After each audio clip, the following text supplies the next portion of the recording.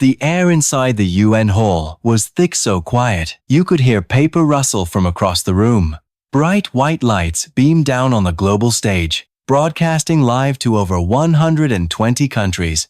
Presidents, prime ministers, and dignitaries from every continent sat shoulder to shoulder, whispering behind polished brochures, eyes flicking toward the main podium. Suddenly, the camera panned. Donald Trump stepped forward. He smiled, a rehearsed kind of smile, the one politicians save for photo ops.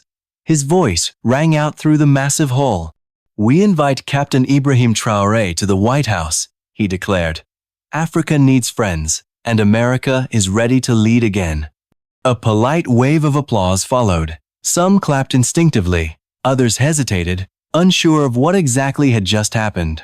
But Traoré didn't move. Sitting at the far right in a dark green military uniform, he remained perfectly still. The applause faded.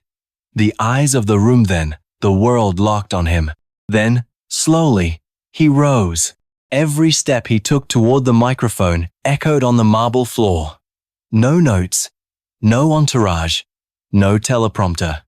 Just one man walking straight into the heat of history. He looked directly at Trump, and he said calmly, clearly, "I won't be coming." The room froze, a ripple of confusion, then silence. Traoré didn't blink. "Not until you fix this," he added, reaching into his coat pocket. He pulled out a single photograph, raising it high above the podium. The image flashed across the digital screens behind him. Gasps. Real, audible gasps. It was black and white, grainy, raw, showing a young African boy, no older than 9, kneeling in dirt beside a lithium mine. His hands bloodied. Behind him, a man holding a whip. "This," Traoré said, his voice steady, "is what your companies are doing to our children." No one moved. Trump's smile vanished. The applause was forgotten. And at that exact moment, millions watching around the world knew they weren't witnessing a press conference. They were witnessing a reckoning. The photo wasn't staged. It wasn't part of a presentation. It was truth undeniable and sharp like broken glass. Projected in full resolution on the screen behind Captain Traoré, the image silenced a room full of world leaders. Some lowered their eyes. Others leaned forward, stunned. A young boy, shirtless, kneeling in the red dust beside a jagged pile of stone, his hands torn and bleeding from hours of clawing at lithium shards. Behind him, a man in military-style clothing, holding a whip. "This boy," Traoré continued, "was named Kosi. A name, not a number, not a statistic, a name. He died 2 weeks later," Traoré said, "from exhaustion, from infection, from being a child in the wrong place at the wrong time, in a mine owned by a company with headquarters in your country." He didn't point fingers. He didn't need to. The weight of the truth did it for him. "You make billions off our pain," he added. "And then you invite us to smile for the cameras." Trump's face tensed. The delegates around him sat motionless. "This isn't just one child," Traoré said. "There are thousands, buried in silence, forgotten by men in suits." He gently placed the photo on the podium like it was sacred. Then he turned to the crowd. Calm, measured. "I will not stand beside you, Mr. President. Not until you clean your hands of this blood." There were no chants, no drama. Just a truth so raw that even the most hardened journalists in the back row didn't dare look away. And online, it was already exploding. Clips of the moment raced across social media. Hashtags started trending. Influencers, activists, and everyday people watched in disbelief. In a cafe in Ghana, a local reporter whispered, "He said what we've all been afraid to say." And suddenly, Captain Ibrahim Traoré wasn't just a military leader from a small African nation. He was a voice that pierced the noise, that didn't shout, but made the world listen. And as he stepped away from the podium, leaving the photo behind, history shifted, because in that moment, it wasn't about power. It was about conscience. By the time Captain Traoré left the stage, the world had already changed. The clip of his speech, just 2 minutes long, had gone viral in less than an hour. News stations scrambled to translate it. Twitter caught fire. TikTok exploded. Instagram Reels looped one line again and again. "I won't be coming." But it wasn't the defiance that shook people. It was the photo. A single image of a bleeding child had pierced through the noise of global politics and hit people where it hurt most, the conscience. In South Africa, a 14-year-old girl named Tasha posted the clip with a caption. "He didn't just say it. He made them listen." In Mali, teenage boys who once saw the mines as their only future finally felt seen. In Burkina Faso, mothers sat huddled around, flickering TVs, tears in their eyes, whispering the name Kosi. Then came the interview. Kosi's mother, AWA, had stayed silent for months. No reporters, no cameras, just grief. But now the world was asking, and she agreed to speak not to CNN, not to BBC, but to Burkina Faso's national station. The interview aired at midnight. By sunrise, 10 million had watched it. She sat on a wooden stool inside her crumbling mud brick home. No electricity, no makeup crew, just a mother with trembling hands and a cracked voice. "He was my only child," she said. "Every morning he would tell me, 'Don't cry, Mama. One day I'll buy you shoes.'" She paused. But one day, he didn't come home. Then, slowly, she held up the same photo Traoré had shown the world. "I went to the mine barefoot," she whispered. "I begged them. They laughed. Said he was just another poor boy." Then her eyes locked on the camera. "But Captain Ibrahim, he remembered my son's name. No one else did." She wept, and so did millions. YouTube comment sections filled with words like, "This broke me," and "She speaks for every mother forgotten by the world." Something had shifted. This wasn't just political fallout. This was human. This was grief turned into a movement. And in homes across continents, one thought kept rising. What if that were my child? The world demanded answers, and they got them fast. Within hours of Traoré's speech, investigative journalists launched deep dives. And what they uncovered confirmed every chilling word. The boy in the photo was real. His name was Kosi Wedego, age 9. Hometown, Yalgo, a forgotten village tucked near the lithium-rich Tambao region of Burkina Faso. His story was not symbolic. It was horrifyingly specific. 2 years earlier, his father had died in the same mine crushed in a tunnel collapse. With no safety net, no support, and no income, Kosi's mother, AWA, had no choice. Her son, just a child, began working the mines for food, 12 hours a day, in tunnels too narrow for grown men. His job? Crawling into cracks barely wider than his shoulders, picking at stone, hauling fragments back out. For less than $1 a day, he was skinny, quiet, but always smiling, neighbors said. Then one afternoon, the tunnel gave way. No ambulance came. No company sent help. There was no emergency plan. No cleanup crew. Only silence. Villagers pulled Kosi's body from the rubble with their bare hands, wrapped him in his torn shirt, buried him beneath a shallow grave marked with a rock and a prayer. The mine? Still operating the next morning. But now, the world knew. Articles hit front pages. Kosi wasn't a statistic. Became a trending headline. A BBC exposé showed footage of barefoot children entering dark shafts at dawn. CNN aired drone shots of the mine machines running just feet from the gravesite. People were horrified, outraged, shaken, and through it all, Traoré said nothing. No interviews, no celebration, no press tour, just a man, quietly carrying the photo of a child in his chest pocket. Because he didn't just remember Kosi. He had known him, met him. 2 weeks before the boy died, Kosi had called him Uncle Captain. And now, That single interaction was fueling a movement greater than any speech could spark. Across the globe, viewers weren't just watching anymore. They were feeling. And in that feeling, a fire was lit. A fire that would not be put out. While the world lit up with headlines, Ibrahim Traoré disappeared from the spotlight.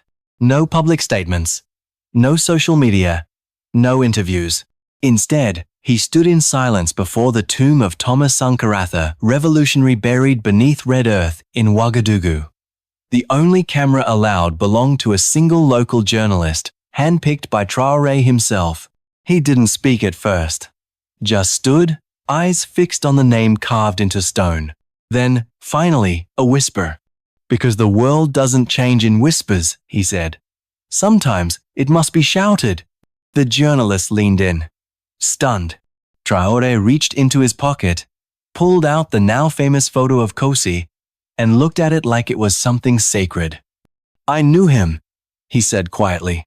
"Not in theory. Not through reports." He had met Kosi in a dusty village on a routine visit 2 weeks before the collapse. The boy had run up to him barefoot, calling out, "Uncle Captain," while clutching a piece of bread. "He told me he wanted to be a soldier one day," Traoré said, "but not to fight or protect his mother." The journalist froze. For the first time since the speech, they saw it the shimmer in Traoré's eyes. A crack in the steel. "But I couldn't protect him," Traoré added. Then silence. And in that silence, the weight of everything landed. This wasn't politics anymore. It was personal. 2 days later, Traoré boarded a dusty transport plane. Destination: Yalgo. His advisors begged him not to go, told him it would be risky, that it would draw attention, provoke backlash, ignite tensions. But Traoré didn't flinch. "This isn't about headlines," he said. "It's about him." When he stepped off the plane, he wasn't met with press. He was met with villagers' women with tired eyes, children with empty hands, and men whose silence said more than speeches ever could. Traoré walked slowly. No podium, no guards, just one man facing the ghosts of a buried truth. And with each step, the story shifted. No longer a scandal, no longer a viral clip. This was now something more. A reckoning, a return, a vow in the dust. And the world watched, holding its breath. The road to Awa's home wasn't paved. It was carved by feet, by sorrow, by survival. Captain Traoré walked it alone. Villagers stood in silence as he passed. Some held photos of missing children. Others simply stared, their faces etched with years of hardship. But it wasn't pity in their eyes. It was hope. The kind that comes when someone finally shows up, not with promises, but with presence. He stopped in front of a small mud brick hut. No door, just a cloth hanging in the wind. AWA stood there, barefoot, wrapped in a faded cloth. No words. They stared at each other. Two people bound by the same boyon who gave him life, the other who carried his memory. Then, without ceremony, Traoré reached into his bag and placed a bundle in her hands. Medicine, food, basic supplies for the entire village. AWA didn't cry, she simply nodded. This wasn't charity. It was a promise. The next morning, Traoré headed toward the lithium mine that had stolen so many futures. Guards at the entrance stepped forward to block him, then stopped when they recognized the uniform. He walked past them in silence. Inside, the air was thick, the tunnels dark, the walls scarred by tiny fingers. Traoré knelt beside a narrow shaft, reached out, touched the stone, and for a moment, he didn't move. Then a voice. "We know about the children," a technician said, stepping forward. "But we don't have the funding, the contracts, the politics." Traoré looked up. "No excuses," he said flatly. "This stops now." He ordered the mine closed indefinitely pending full investigation. No press release. Just action. Outside, workers stared in disbelief. Some dropped their tools. Others whispered prayers. One older miner stepped forward, voice shaking. "Captain Traoré," he said, "isn't like the others. He carries the weight of our lives." And in that moment, word began to spread not through media, but through mouths, hearts, and whispers in the wind. The man who turned down the White House had just shut down the mine. Not for profit, not for power, but for a promise made to a little boy with bleeding hands. And the world was still watching. Kosi's photo didn't fade. It became a symbol, not just of pain, but of courage. Across Africa, the image spread like wildfire. It wasn't posted by governments or agency. It was shared by students, teachers, mothers, miners. On TikTok, kids drew his face on notebooks. On Instagram, artists turned him into muralships. Bleeding hands transformed into open palms reaching for the sky. The message was clear. Africa would no longer bow to silence. In Lagos, a young woman named Sade watched the speech again. She whispered, "Finally, someone who speaks for us." In Nairobi, candlelight vigils lit the streets. Children held signs that read, "I am Kosi." Teenagers marched with hashtags painted across their faces. "Number fix this first." And all the while, Captain Traoré remained silent. No press tour, no speeches, just presence. His face appeared on murals beside Sankara and Lumumba, not as a politician, but as a guardian, a protector of the voiceless. But the movement wasn't just art and hashtags. It was fury. It was grief. It was dignity rediscovered. In rural towns, people gathered in churches and mosques, praying not just for justice, but for change. Songs were written, poems performed. Even soccer teams wore armbands with Kosi's name. And in schools across Burkina Faso, children began to believe for the first time that their lives mattered. That someone was watching. That someone cared. Meanwhile, governments scrambled. Corporations issued bland statements. "We are committed to ethical sourcing," they said. But it was too late. Truth had a face now, and the world had seen it. One night, as Traoré returned to Ouagadougou, he passed a small school where children were drawing on the walls. He stopped, watched. One of the drawings showed him handing a flower to a small boy. Another showed Kosi smiling. When he asked a little girl what it meant, she said, "It means you didn't forget him." He nodded. Because that's what this was about all along. Not politics. Not rebellion. But remembering the ones no one else would. And in that memory, something had been reborn. Not just outrage, but hope. But with hope came warning. Late one night, Traoré sat alone in his office walls, lined with portraits of heroes and faces of forgotten children. His phone buzzed again and again.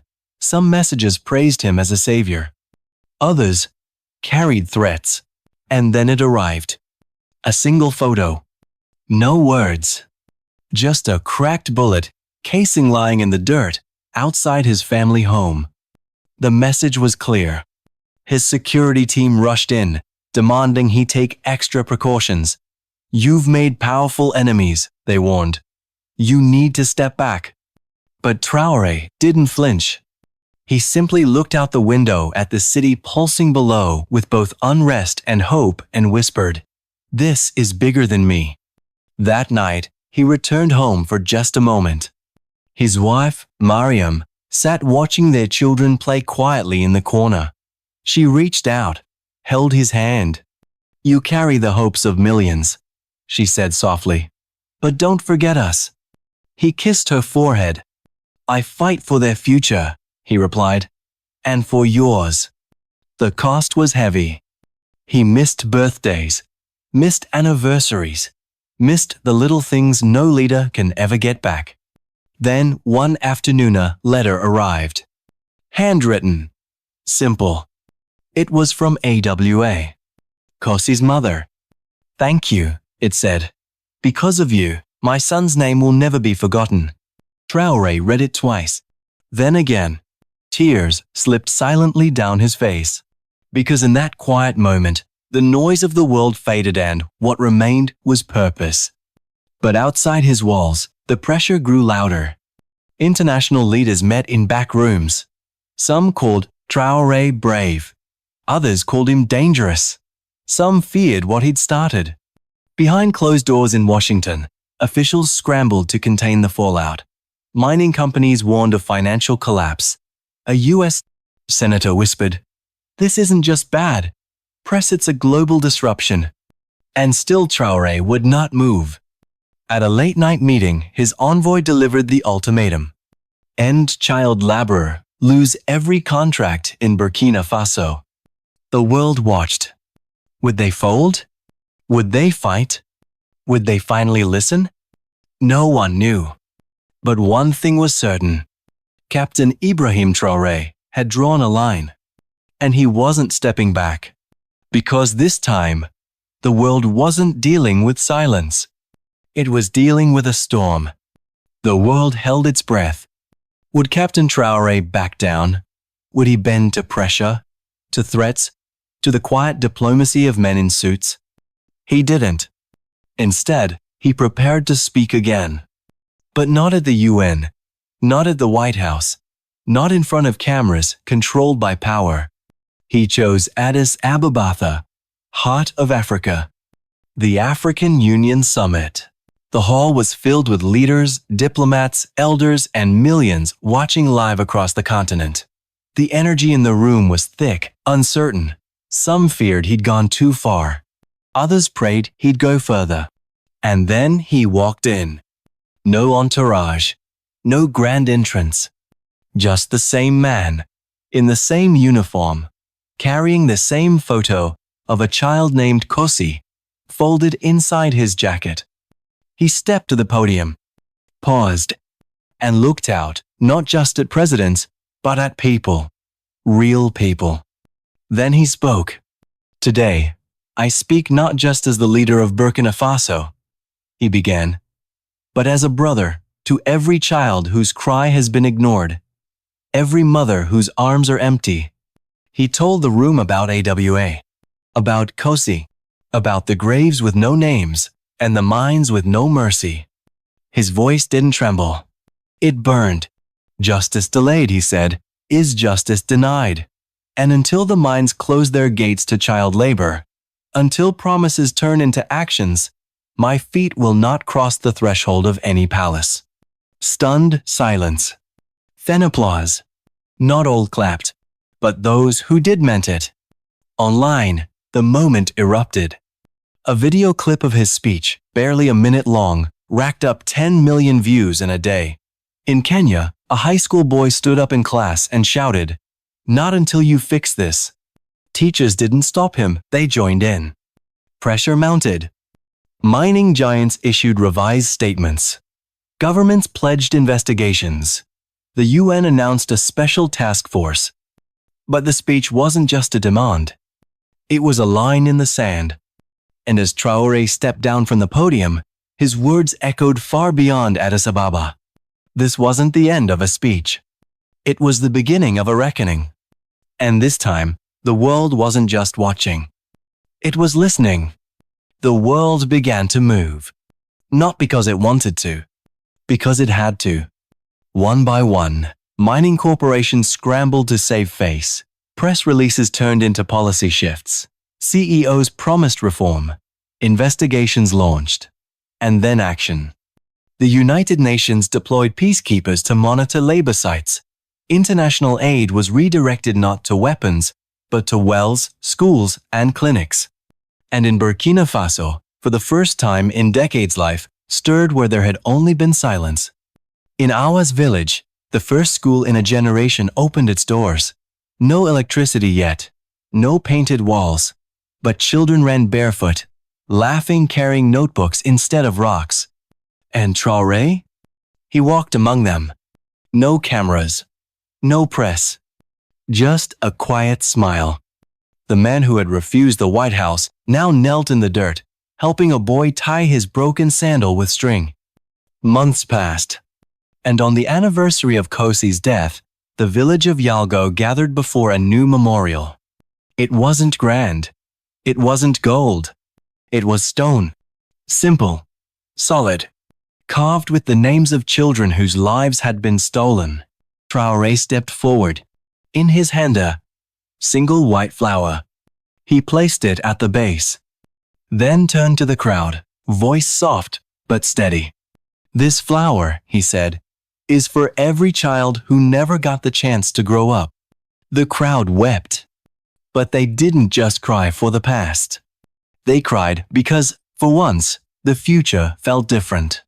Across the globe, the movement lived on. Schools taught Kosi's story. Companies restructured supply chains. Parents held their kids a little tighter. And the words remained. Not until you fix this. They weren't just a slogan anymore. They were a standard. A challenge. A promise. In markets and classrooms, on stages and sidewalks, people remembered the boy who never came home and the man who refused to forget him. And as the sun set behind the hills of Yalgo, something settled in the air. Not just sorrow, but hope. Because truth had been spoken. And this time, the world listened.